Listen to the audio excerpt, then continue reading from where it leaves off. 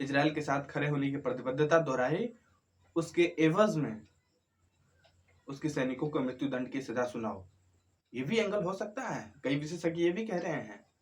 पर सोचना होगा कि विदेश नीति फुहरपन से नहीं चलती है। जिस प्रकार से मोदी सरकार बाइडेन, शी जिनपिंग, पुतिन के साथ खड़े होके फोटो खिंचा के और आईटी सेल के माध्यम से पूरे देश में प्रचारित करती है कि भाजपा का, मोदी का पूरे विश्व में डंका बज रहा है, फुहरपन से विदेश नीति नहीं चलती है। इसीलिए अभी ये कूटनीति का परीक्षा ही है कि इन 2 महीनों में हम सब चाहते हैं कि हमारे जो 8 नेवी के जवान हैं कतर में, जिसे मृत्यु दंड की सजा सुनाई गई है, उसे मोदी सरकार अपने पूरे दमखम के साथ डिप्लोमेटिक माध्यम से उसे छुड़वाए और भारत वापसी करे। नमस्कार दोस्तों, आज बस इतना ही। अच्छा लगा हो तो प्लीज लाइक करें, शेयर करें और सब्सक्राइब करें। Thank you.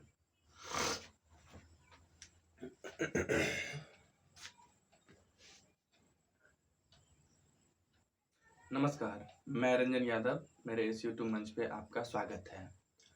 अभी हाल फिलहाल में भारत में G20 की समिट हुई है और उस समिट के माध्यम से भारत को इस तरह से प्रेजेंट करने की कोशिश की गई पूरे विश्व में कि भारत विश्व गुरु बन गया है।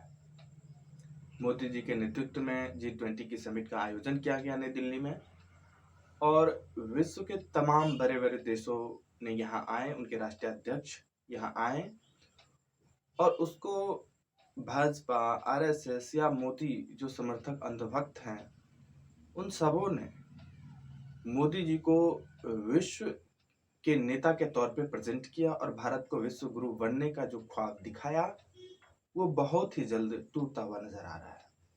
यूं कहूं दोस्तों, कतर एक छोटा सा मुल्क है, भारत के बहुत करीब है, ईरान के बगल में है, उसकी कुल आबादी 2.5 लाख के करीब है, इस्लामी मुल्क है। वहां के न्यायालय ने भारत के 8 नेवी के जवानों को मृत्यु दंड की सजा सुनाई है।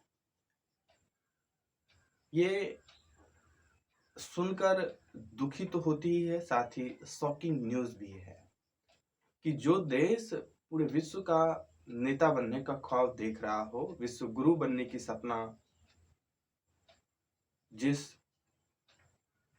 पार्टी के नेता इस देश के सभी आम नागरिकों को दिखाया हो, झूठे और उलूल जुलूल मैसेज या फेक न्यूज के माध्यम से, उसको आज जवाब तो देना ही पड़ेगा कि यदि आप विश्व गुरु का ख्वाब दिखाते हैं हमें, तो हमारे 8 जो नौजवान हैं, हमारे 8 जो सैनिक हैं, वो कतर जैसे छोटे मुल्क में फंसे हुए थे और उसे मृत्यु दंड की सजा सुनाई गई। आप क्या कर रहे थे?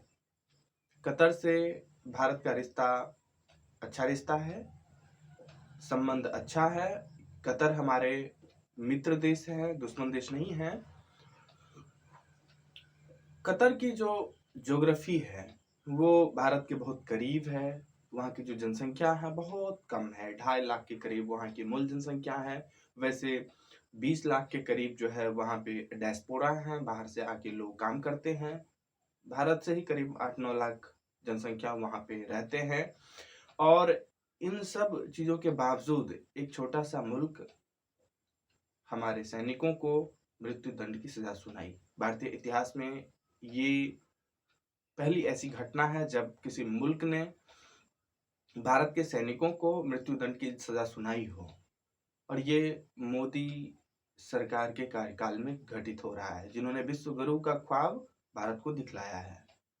दोस्तों, यूं कहूं, जवाहरलाल नेहरू हो, इंदिरा गांधी हो, अटल बिहारी वाजपेयी हो, इन लोगों ने जो संबंध बाकी और मुल्कों से बनाए थे, भाजपा सरकार के कार्यकाल में मोदी सरकार अपने फुहर रवैये की वजह से हमारे जितने भी मुल्क हैं, खासकर जो पड़ोसी मुल्क हैं, सभी के साथ संबंध बिगाड़ लिए हैं। कतर तो है ही। कतर इतने अच्छे मित्र देश थे, वहाँ हमारी ये डिप्लोमेसी फेल मानी जाएगी कि हमारे सैनिकों को सजा सुनाई गई, भारत उसे वापस नहीं ला पाया है। वैसे अभी 2 महीने का वक्त है, देखना होगा कि डिप्लोमेटिक लेवल पे भारत क्या कर पाता है। एस जयशंकर पूरे जीवन ताउम्र विदेश सर्विस को दिया है, उसके बाद वो विदेश मंत्रालय के तौर पे, विदेश मंत्री के तौर पे भारत सरकार में कार्यरत है। बावजूद इसके नहीं हो पाया, ये उसकी भी बहुत बड़ी फेलियर है। कतर में हमारे राजदूत होते हैं, एम्बेसडर होते हैं, कानो कान किसी को खबर नहीं लगी और हमारे नौसैनिकों को मृत्युदंड की सजा सुनाई गई। ये वहां भी उस लेवल पे भी एक तरह का फेलियर है। हमारे जो नेशनल एडवाइजर हैं अजीत डोभाल, उसकी भी बहुत बड़ी फेलियर मानी जाएगी, जिनके बारे में कहा जाता है कि वो खुफिया जानकारी एकत्रित करने में, जासूसी करने में, डिप्लोमेसी के लेवल पे उनकी ख्याति उच्च श्रेणी का है। कुछ लोगों का ऐसा भी मानना है कि अजीत डोभाल का संपर्क डायरेक्ट पुतिन से है, डायरेक्ट बाइडेन से है, डायरेक्ट शी जिनपिंग से है। तो जितने भी बड़े बड़े मुल्क हैं उसके साथ सीधा संपर्क अजीत डोभाल का रहता है। ये राष्ट्रीय सुरक्षा के लिए और जरूरी भी होती है, क्योंकि डिप्लोमेसी लेवल पे हमें बाकी और जो राष्ट्र हैं उनके साथ भी तालमेल बिठा के चलना होता है। लेकिन यहाँ क्या फेलियर हुई कि कतर जैसे छोटे मुल्क से हमारे सैनिकों को वापस नहीं बुलाया जा सका। ये 2022 का मामला है। 2022 में पकड़ा गया। कतर में ये किसी कंपनी में काम कर रहे थे 8 सैनिक। 23 दिसंबर 2022 को विदेश मंत्री एस जयशंकर ने लोकसभा में बाकायदा लिखित रूप में उन्होंने कांग्रेस के एक सांसद को भरोसा दिलाया था कि उन सैनिकों को लाने का पूरा प्रयास किया जा रहा है और हम भरोसा देते हैं कि हम उनसे लेके आएंगे।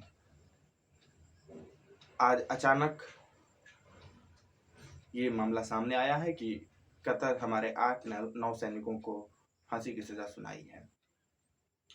वक्त है, देखना है क्या किया जा सकता है। लेकिन दुख इस बात की है कि मोदी हो, गोदी मीडिया हो या बीजेपी का आईटी सेल हो, उन्होंने डोमेस्टिक पॉलिटिक्स में तो कोई भी कसर नहीं छोड़ा। समाज को कई हिस्सों और टुकड़ों में बांटने का उन्होंने विदेश नीति तक भी नहीं छोड़ा।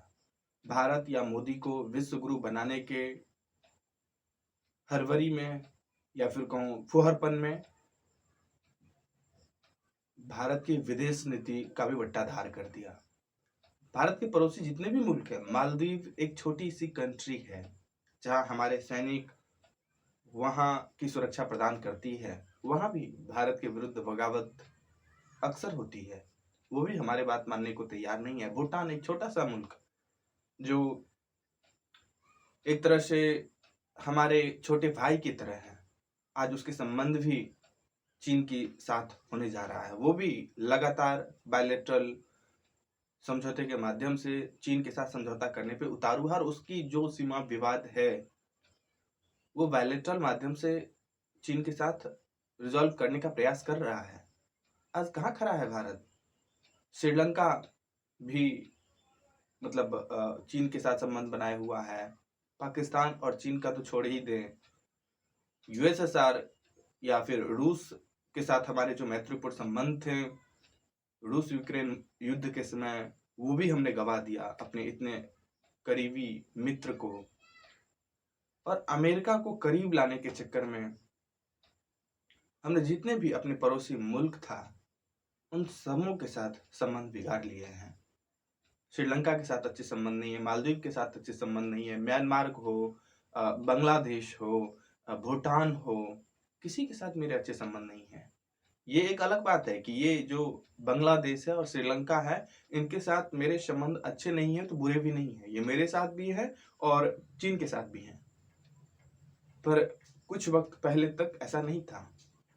ये बाकी जो छोटे मुल्क हमारे पड़ोस के हैं वो सब हमारे लॉयल फ्रेंड थे। पर मोदी सरकार के रिजीम में जिस प्रकार की नीतियों को इम्प्लीमेंट किया जा रहा है उसका ये नतीजा है कि हमारे कोई भी पड़ोसी हमारे लॉयल फ्रेंड नहीं है आज। हम अमेरिका को के करीब जाना चाहते हैं, हम अमेरिका को मित्र बनाना चाहते हैं, पर पता नहीं है अमेरिका के इतिहास मोदी सरकार को या भाजपा को कि अमेरिका किसी का सगा नहीं हुआ है। कोई भी ऐसा मुल्क जिसे अमेरिका ठगा नहीं, ये मिलना मुश्किल है। अमेरिका सिर्फ अपने व्यापारिक हित को साधता है। उसके न तो कोई अच्छे मित्र हैं, न अच्छे कोई दुश्मन है। वो परिस्थिति के अनुसार देशों के साथ संबंध बनाता है और बिगाड़ता है। कुछ वक्त पहले तक पाकिस्तान से अमेरिका का बहुत अच्छे संबंध थे, पर आज पाकिस्तान चीन के साथ संबंध अच्छे बना रहे हैं, पाकिस्तान का संबंध रूस के साथ अच्छे हो रहे हैं। मेरे अच्छे फ्रेंड थे रूस। 1971 के वार में जब अमेरिका ने जहाजी वेरे को हिंद महासागर में भेजा था, तब जब रूस अपना जहाजी वेरा भेजा, तब अमेरिका अपने जहाजी वेरे को वहां से निकाला, हटाया। तो ये होती है एक लॉयल फ्रेंड की भूमिका। पर आज हमारे कोई भी लॉयल फ्रेंड नहीं है, न रूस हैं, चीन के साथ तो बात ही नहीं होती है।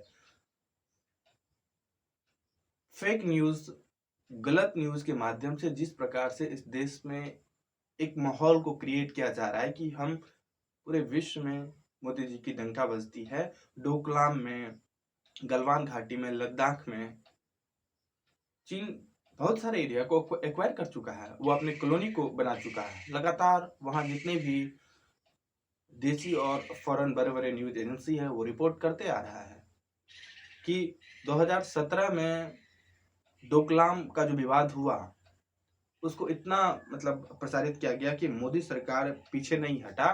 पर अभी की जो हालात वहां पे है, चीन वहां पे कॉलोनी बना चुका है। कई वहां की कॉलोनी वहां चीन बनाया हुआ है। वहां तक उसका सड़क संपर्क हो चुका है, रेल वहां आ रहा है। वहां यदि कुछ होती है ऐसी अनहोनी घटना, होनी नहीं चाहिए वैसे, तो हमारे हाथ कमजोर है। देखना होगा, 2 महीना का वक्त है। इन 60 दिनों में भारत की डिप्लोमेसी किस लेवल पे जाती है। अभी हाल की जो रिसेंट की घटना है, जैसे ही 7 अक्टूबर को हमास जो फिलिस्तीन का एक संगठन है वो हमला किया इजराइल पे, तुरंत मोदी जी आके टीवी पे कह दिए कि हम इजराइल के साथ हैं। उन्हें ये पता नहीं है कि हमारा जो इतिहास रहा है, हमारा जो अतीत रहा है, हम हमेशा से फिलिस्तीन के साथ खड़े हुए हैं। हालांकि बाद में विदेश मंत्री एस जयशंकर ने अपना एक स्टैंड लिया फिलिस्तीन के साथ खड़े होने की।